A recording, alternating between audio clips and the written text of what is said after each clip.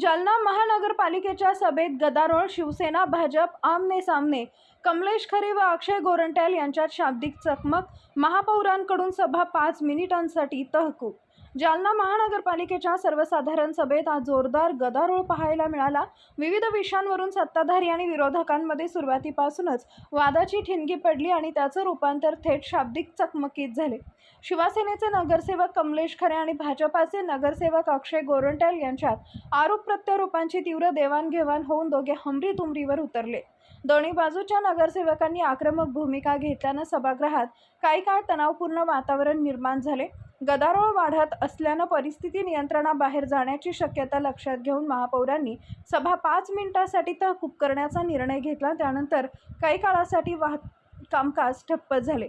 दरम्यान या घटनेमुळे महानगरपालिकेच्या कामकाजावर परिणाम झाल्याचं दिसून आले.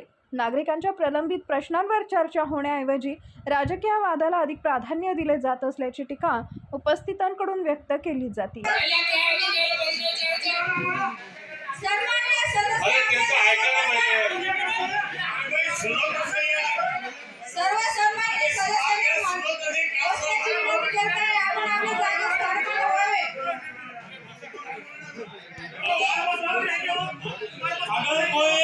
अगर तो हमको आशा करेगा मैं यही जवाब देना चाहता हूँ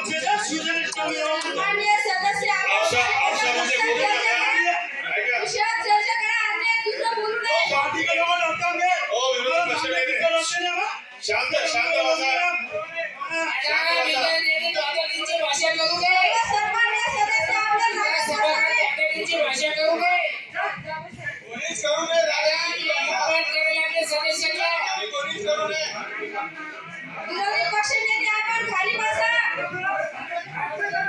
सन्माननीय सदस्य सगळे खाली बसा.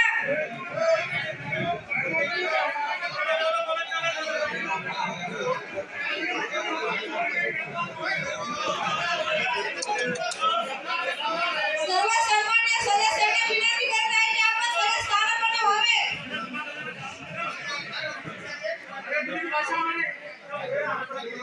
आमच्या विरोधी पक्षनेत्याचा काही सन्मान आहे का नाही?